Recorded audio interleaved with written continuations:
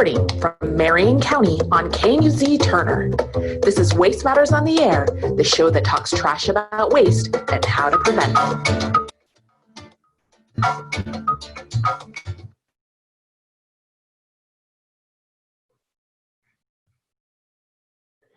Good afternoon, everybody. This is Rachel Van Wert, and welcome to Waste Matters on the Air. And we have such an exciting show for you today. As some of my listeners know, I work with Earthwise, which is a sustainable business program in Marion County. One of the things that we focus on there is the triple bottom line: people, planet, profit. Today, I am ecstatic because we get to touch on a program that really focuses not just on the planet part, but on the people part. And as we know, strong communities are healthy communities, they're sustainable communities, and sustainable communities have room at the table for everyone. So we get to talk a little bit about social justice and environmental justice today. I learned about a program about 3 weeks ago here in Marion County called Trash for Cash. And it is an exciting program. It's an innovative program, and I am dying to learn so much more about it.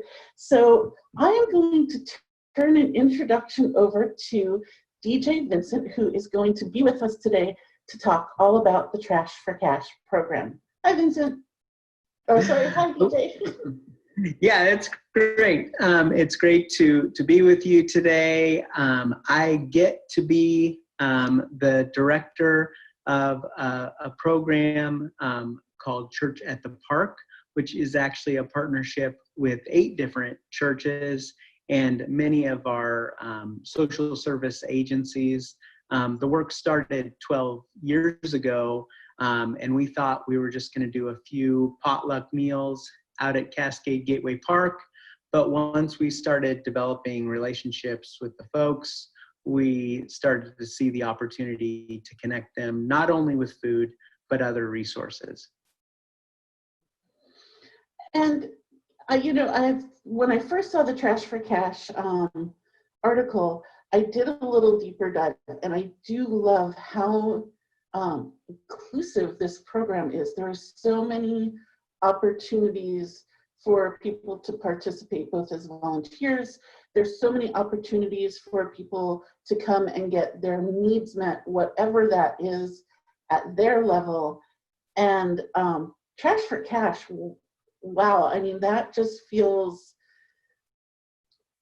different and authentic and exciting, and something we haven't really, I think, seen here in Marion County before. I was wondering, can you kind of give folks an overview of what the Trash for Cash program is? Yeah, a unique opportunity happened with COVID-19, where the city of Salem issued an emergency declaration to open up Wallace Marine Park and Cascade Gateway Park to open camping. And when that happened, we were already, as Church at the Park, serving over 80 individuals in the area there, but immediately we could see that the number of individuals was going to rise. And so in conversation with the city of Salem, they had concerns about how we're going to provide appropriate sanitation for this population that we're giving permission to camp in the park. And so together, we brainstormed this idea that we wanted to encourage people to collect their own trash and to bring that to a centralized place to be disposed of. And we thought it would be only appropriate, as these folks, have specific needs, that we would provide a $10 gift card for them to bring, again, their camp trash to a centralized place weekly. And the program's been going since COVID hit. We launched it off, I believe, the first week of April, and it continues and is happening actually today as we speak. Wonderful. Kind of to talk about scope, can you give us an idea of how many people participate weekly, and maybe how much trash is actually collected at your event. You sent me a picture, and it was kind of cool to see all the bags, you know, there for the truck ready to go. Yeah, so again, everything we do is layers and layers of partnership with agencies, with the city, with faith-based groups.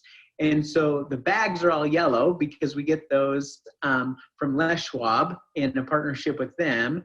And we are seeing over 135 individuals who, again, are taking the time to collect a bag of trash with the bags that we issue, and then bring that to our resource hub, which is right next to Cascade Gateway Park. The two properties are touching. We have a 1 acre, we call it a navigation center because we provide meals, access to, you know, housing opportunities. We have a safe parking program. And so sanitation is an important part of that. Right. I smiled when you talked about the bags, because as we were looking at the picture of that in our office, we went, wow, doesn't that look like the Les Schwab bags that folks would get your tires in? Or like if you volunteered for any of the Les Schwab toy donation programs, sometimes you'll see those big bags come in and we're like, wow, they kind of look like Les Schwab bags. So I think I owe somebody $1 because they are right. But the partnership aspect of this, for me, talking about Les Schwab, talking about all, you know, all of the groups that come together, can you touch a little about how that makes a difference for a program's success when you have so many different groups in your corner? How does that help the program to stay and grow? Yeah, so, you know, one of the big things when we talk about homelessness, we have, you know, a scarcity of resources, a scarcity of positive relationships. So the more partnerships we can bring to the table, the greater abundance of, you know, new relationships, new opportunities. So, you know, I'll move through it pretty quick, but when it comes to meals, we have 8 different churches bringing meals out. We have 3 different local businesses, Taproot, Little Caesars, KFC, bringing meals out. We work twice a week with Marion Polk Food Share to do food boxes. So in the area of food, again, one partner isn't just getting worn out providing over 100 meals a day. We're leveraging the resources of the whole community. And then we've been super excited. We talk about sanitation, but also hygiene. And so before COVID, we had the shower truck with United Way out weekly, and we hope that's gonna kick back in soon. We've been doing 2 Health Connects monthly with Northwest Human Services and Alluvium, if you've heard of them, doing screenings and health checks. So all these are a part of, you know, holistic health and restoring folks' dignity so they can either, you know, find housing or be restored to a job. Again, meeting them right where they're at, but then trying to see what they're ready to move forward with.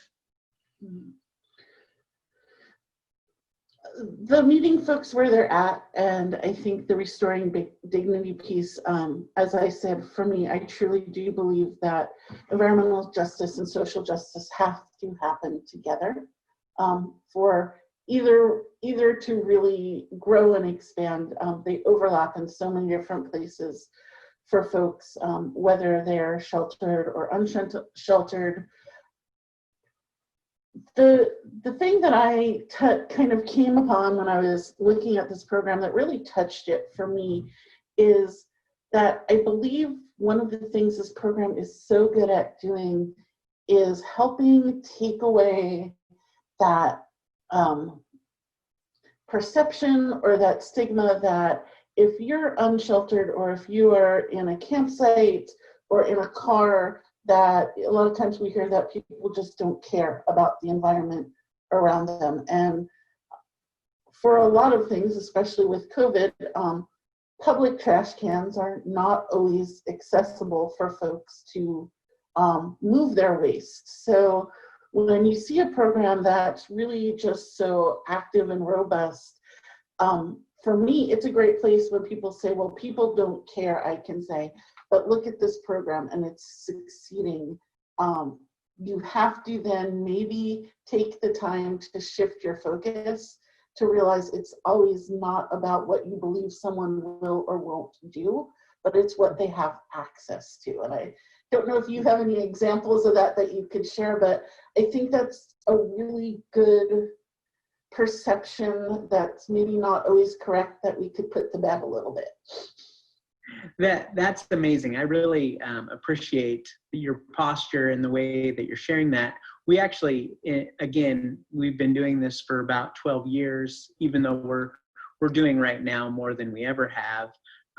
We think the secret sauce to kind of the transformations that we're seeing is inviting people, into their own recovery, inviting people, each time we serve a meal, we'll invite people to help us with the process, to help us with the cleanup, to help us, bring donations in. We run a clothing ministry that is completely run by folks who are experiencing homelessness. Our food pantry program is completely run by the people who need the pantry right now. I was touched early on by a concept that said, when person A from the community helps person B with a need, it's actually person A who's getting a whole lot better. They're getting a lot out of it. So how do we make every person A? And so we started inviting those who are experiencing homelessness to be the resource providers. And through that, we started realizing a lot more of them were getting better. We're getting traction with new jobs, getting traction with their housing program because they were serving with us. A great example of that in the last month, we've been doing the safe parking program where we have 6 cars parked in our lot, but then we have other partner churches throughout the city where we park people. But 2 of the safe parkers in our lot, they work during the day as carpenters, but then they just kept asking, what can we do? So we had them remodel a room in our building to be a laundry room. And so we have a brand new laundry room because there were some people who were experiencing homelessness who had those skills. So again, to your point, many times, if we believe people, are a deficit and they can't, provide for themselves, they may just fulfill that expectation. But if we kind of invite them to more, oftentimes they have a lot of assets.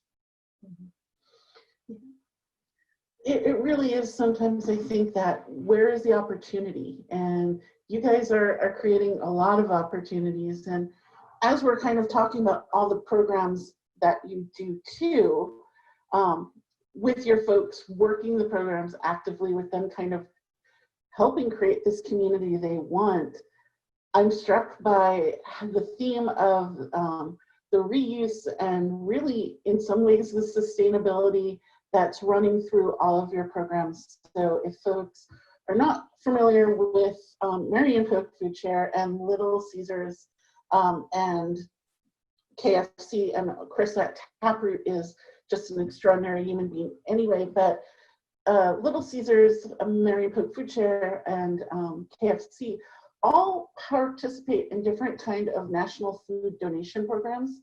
So really they are looking at food that is still wonderful and safe for other people to consume and getting it to people who need it instead of putting it in the landfill, which is, not only something that's in an EPA recommendation, but it's just a good thing to do as a human being and as a community.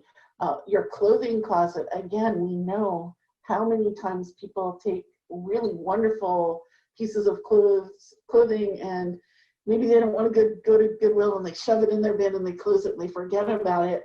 But then it has a new home and it has a new purpose for someone else to feel good about themselves. It's just a great kind of flow all around. You were saying like today, right now, the Trash for Cash is going on.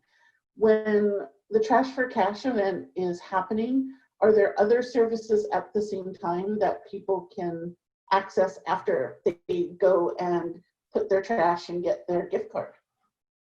Yeah, absolutely. And this has been, again, a great alignment of multiple agencies. So about every other week on the Fridays that we do Trash for Cash, we have health service providers out there doing screenings in this time. We have Arches out doing housing screenings and signups for new housing coming available this summer and this fall. And then we've had great partnership again every other week with food trucks that will come out. So shout outs to some great local food trucks, Sancho's Tacos and Cindy Lou's Barbecue, the good folks at Foodology Kitchen. And so we've had that partnership, but then on those Fridays, Friday is a food share, Marion Polk Food Share Food Box Day. And so again, we're serving 80 different households with food boxes at the same time that individuals, an average of about 130 are bringing their trash. So there's really this incredible collaboration of services being provided. And you were talking about the trade is for your bag of trash for a gift card. Where do folks get to use those gift cards? Where do they get to go get what they would like or need? Yeah, this first 3 months, we've been doing $10 Walmart gift cards.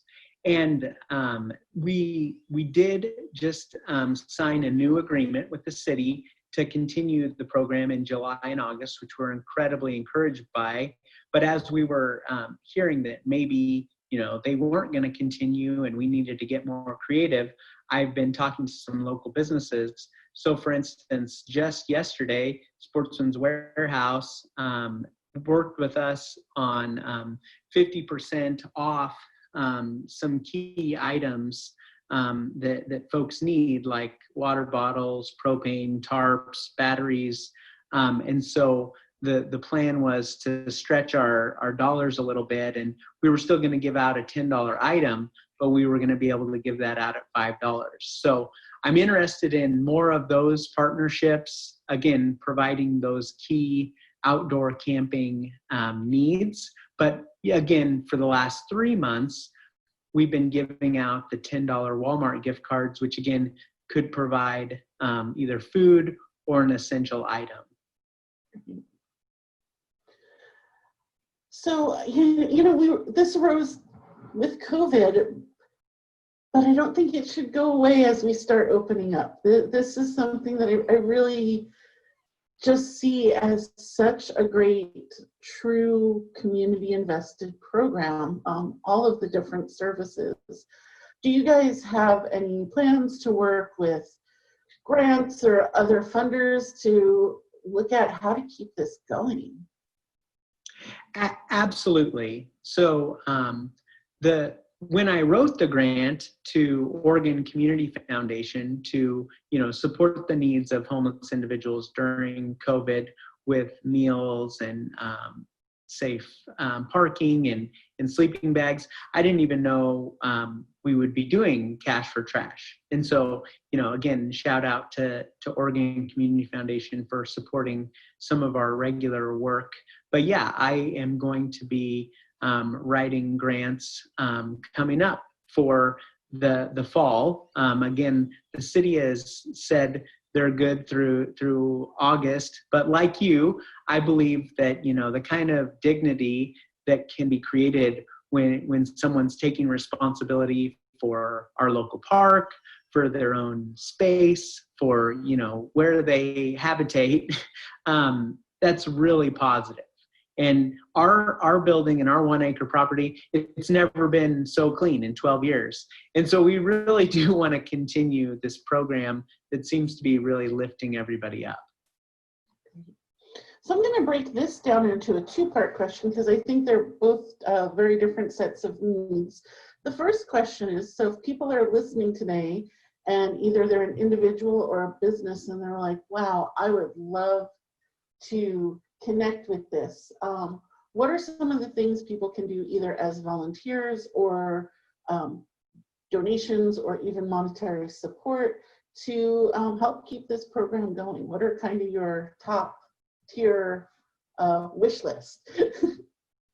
Yes. So we have, you know, an open door, come and see what we're doing, come and talk to, you know, we have on-site kind of volunteer leads, noon to 6, every day of the week, but Saturday. And so folks, as hopefully in the text will know exactly where the address is out by Cascade Gateway Park, that they can come and see what's happening, the different layers of programming.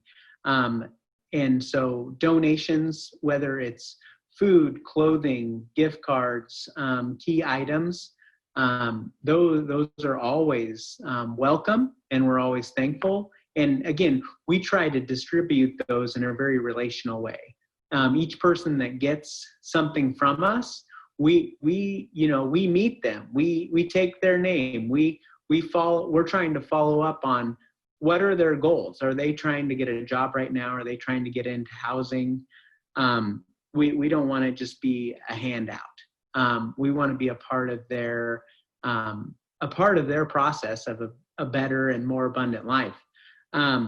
So again, folks could come and tangibly volunteer. Folks could provide donations, and again, our operating budget right now is going up every month with the need.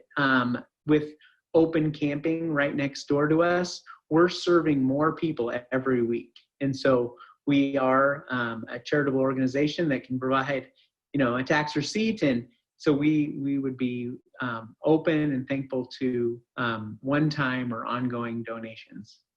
Wonderful.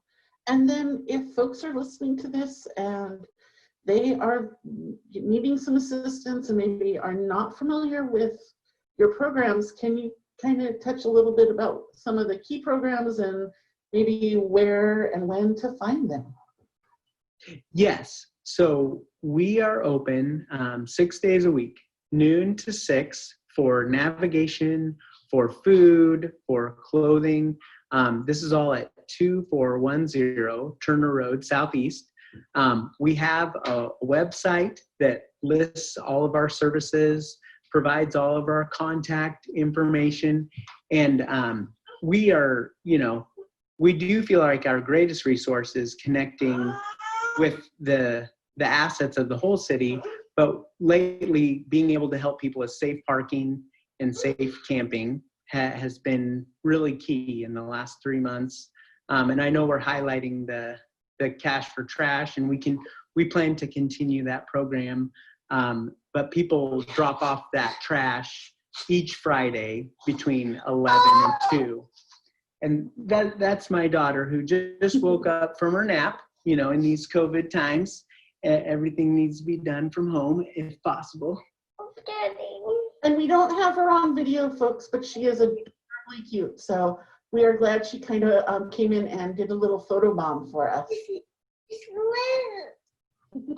So we are gonna just end today with, I really encourage people to look at all of the programs here, to really look at the good that Trash for Cash is doing for our community, for sanitation, for people in our community who are unsheltered and really should be active parts of our community, that we don't forget about them, that we encourage them to find solutions with each other and with us. And like I said, if you are not familiar with Trash for Cash or any of the programs that they offer, please check them out. I love to see you guys healthy and well. And until I see you or hear from you on our next radio show, be well.